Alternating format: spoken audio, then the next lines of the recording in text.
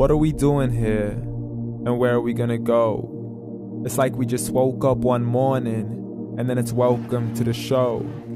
Don't ask any questions, just go with the flow. Make as much money as you can, and try your best not to get broke.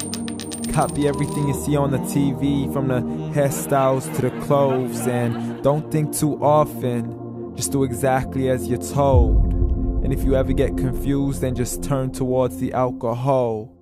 You'll still hear your thoughts, then just turn up the radio as you learn to live a lifestyle of drugs, sex, and rock and roll.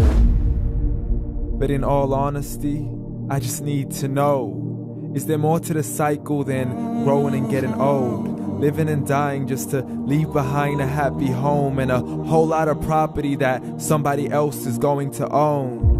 I just really need to know before the casket's closed, 'cause I'm not willing to gamble with my soul, nor am I ready to take any chances. These are just simple life questions, and I'm just searching for some answers. Like, what are we doing here? And what is our purpose?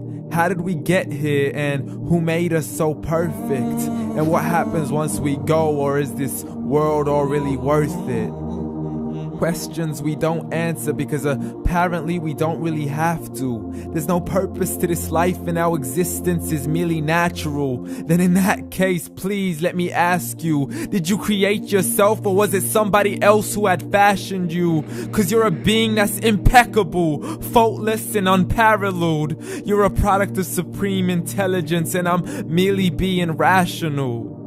For there isn't a camera on this earth that can come close to the human eye, nor a computer that can compete alongside the human mind. And if the whole world was to come together, we wouldn't be able to create a single fly. So many signs, yet we still deny. As science tries to justify that all this could come from none, when it's a simple sum. 0 plus 0 plus 0 cannot possibly ever give you 1. So from where did all this order come? For everything has its origins, a maker, a creator of its own. I mean, the only reason you're watching this video is because somebody had to press upload. So we can believe in the Big Bang, but I'd rather believe in He who caused it to explode. Allah, the creator of everything along with every single soul. The ever-living, the master, the only one who is in control. Unlike his creation, beyond our imagination. And no, he's not a man, nor does he have any partners in association. He's on his own. And no, he did not ever leave us alone. Just like every manufacturer, he left us with an instruction manual. The Quran and Islam, and I'm sorry to jump to conclusions, but it's the only one possible. The only definition of God is the one and only supreme being. It's logical, a book with 0 contradictions, with miracles that are both scientific and historical, all revealed over 1400 years ago. Like the detailed description of the human embryo. The descriptions of the human embryo in the Quran cannot be based on scientific knowledge in the 7th century. To the mountains as pegs holding firm the earth below, and the 2 seas that don't mix in a complete separate flow. To the planets in orbit, alternating night and day as they stay in flow. The expansion of the universe and the creation of everything from H2O. To the stories of the past and the preservation of Pharaoh. To identifying the lowest point in the land where Persia defeated Rome. The gushing fluid that created man in the glands between the ribs and the backbone. And not a word has changed, it's still the same. So please explain how all this was known over 1400 years ago. To a man who couldn't read or write as he would recite whatever the angels spoke. And if you still don't believe, please try to come up with something that's even close. But you can't, so we took God as a mockery and his messengers as a joke. Muhammad could not read or write.